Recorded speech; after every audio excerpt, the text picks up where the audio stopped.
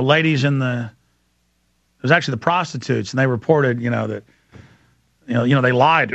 I mean, I guess if I was in like a Nazi Germany and they came and they said, are you Jewish? And I was Jewish, then I would say, no, I'm not Jewish. And I guess I'd go to hell for that.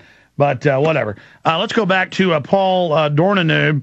Paul, you are on the air, sir. Anything else you want to add about how this went? So they're threatening you. They said, we're going to bring you before a judge. What happened after that? What about being followed, secret police? What did you witness on that front? What happened to the Irish guy that got arrested? Anything else you haven't covered?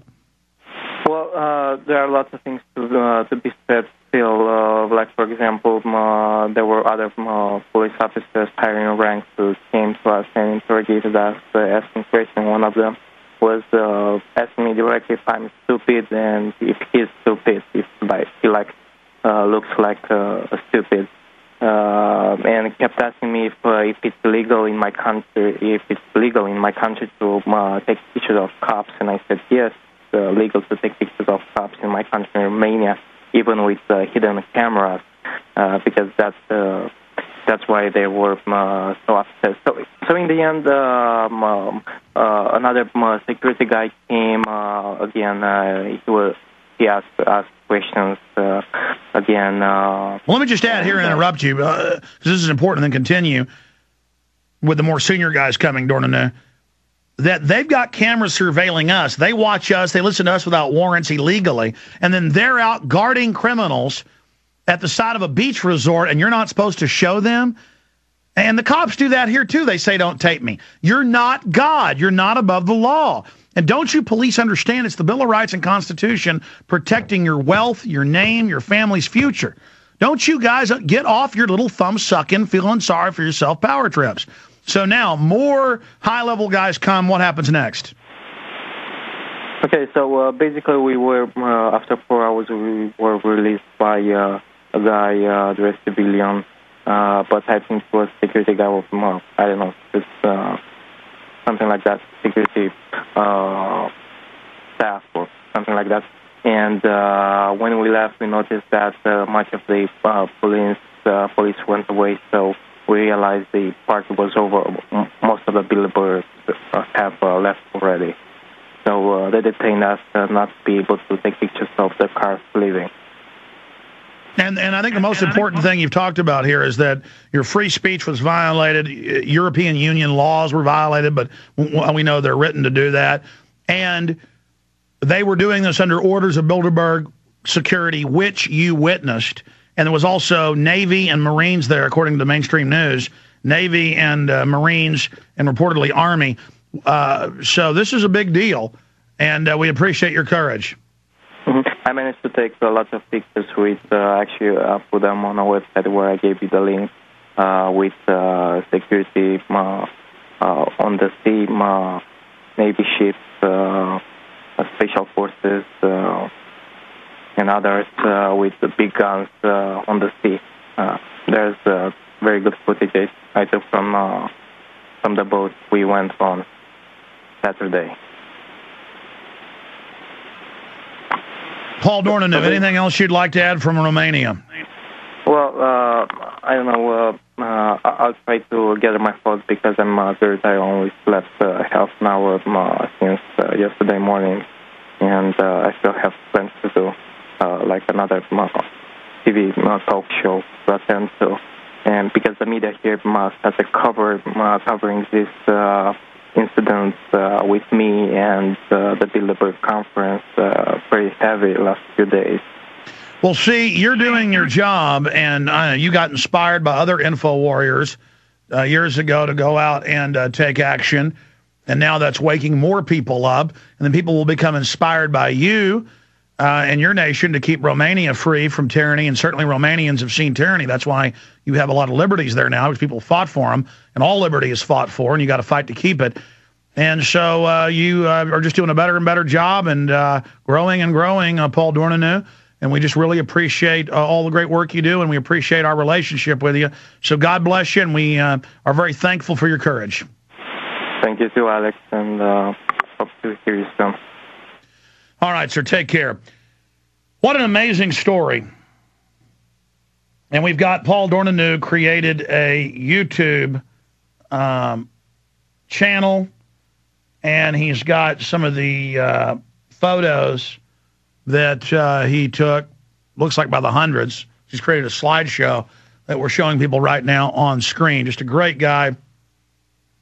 And yeah, it's now all over the Portuguese, Spanish, Romanian, Russian, Dutch news, Greek news, big papers in the UK. I've seen 4 big papers report on it. Nothing in the U.S. but the Wall Street Journal and the AP. And the Wall Street Journal makes a big joke. Oh, big deal. So-called secret meeting, not so secret. Some leaders are meeting, no big deal. Well, it's no big deal. Why did U.S. media say none of this existed for decades? Why did they say you were a crazy kook if you talked about it? Why are you arrested if you try to cover it? Why has Bilderberg Group's own minutes been released over the years where they are literally setting world policy with world leaders and telling them what to do? This is big news. This is important, and we are sick and tired of it. And we're tired of being harassed and death-threatened and everything else that we go through to bring people this information. So notice they act like it doesn't exist, and then when we do expose it, they go, oh, okay, big deal, don't look at that, nobody cares, let's just move along. Oh, big deal, you showed some... In fact, that's what he's on the Trilateral Commission, that CNN reporter, the head of CNN International, was running around. He got questioned about We Are Change about it. He said, oh, big deal, just some old men meeting, it's nothing, nobody cares. And the Trilateral Commission runs nothing either. Meanwhile, he's one of their board members. So they deny it exists, and then when you finally point it out, they go, oh, it's nothing. And you go, well, here's your own documents that you're engaged in crime. Huh? What? Police arrest him. Ah. Folks, these are the people that stole $14.8 trillion, more than $10 trillion from Europe and England. So total, that's 24+ trill in 7 months, and they're just getting started and announcing, and they're grabbing our car companies and handing them over to foreign interests and saying GM will now be foreign cars brought into the U.S., and Chrysler's just going to go completely away. And then tax money, the bailouts that were given to them, 50-something billion, that'll be used to relocate to Italy at Fiat and relocate GM to Brazil and China.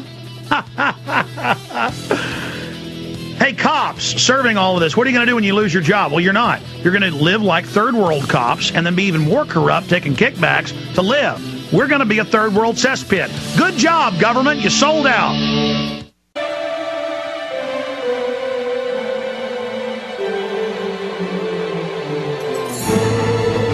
Monday through Friday from 11 a.m.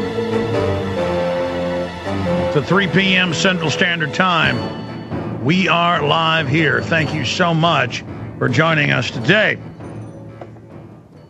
Got a big guest, one of the big Mac daddies of operating systems and cybersecurity, the history and future of the internet, is joining us. You want to stay with us for that. I will take some of your phone calls at 1-800-259-9231 coming up as soon as I'm done playing these videos and going over this information. I think before I cover all the latest news and how it ties into this, it's better to just show you the video. Here is one of many videos out there of the Obama Brigade. We showed people during Obama's campaign, people in camo chanting for Obama, and then we showed Obama saying he wants a military domestic security force, and the fact that Republicans wanted it as well. It's bipartisan, but that he could get the popular support to actually energize it. And now they're announcing, and they're training already Boy Scouts to, quote, take on veterans and gun owners. That's in the New York Times. And the Homeland Security documents say the number one threat to Homeland Security is veterans and gun owners, so the whole system's set up for them. And in the article written by Kurt Nimmo, he links directly to City Year and other subdivisions of AmeriCorps and Secure Corps, where they state they're under Homeland Security to carry out Homeland Security duties, including intelligence gathering. So what you're about to see are spies doing paramilitary training.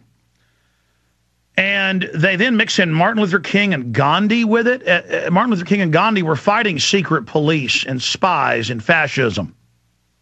But it puts a nice liberal, drum circle angle on it. But the uniforms are decidedly fascist, red with black trim with brown khakis. This is, I mean, if I was making a science fiction movie about a dystopic nightmare future with thug, Citizen Corps enforcers, this would be it. And it's called the Corps. So this is part of AmeriCorps, and it says on their site, join the Corps.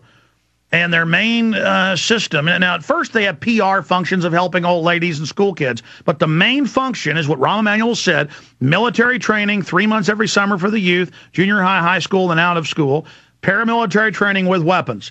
But don't believe me, just watch that screen. Here it is. We will stop.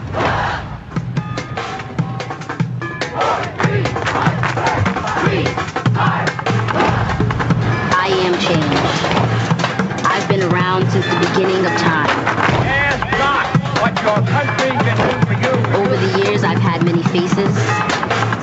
Over the years, I've had many looks. I have a dream. But I've always had the same goals. To make this world a better place. Let's hit by helping pause. those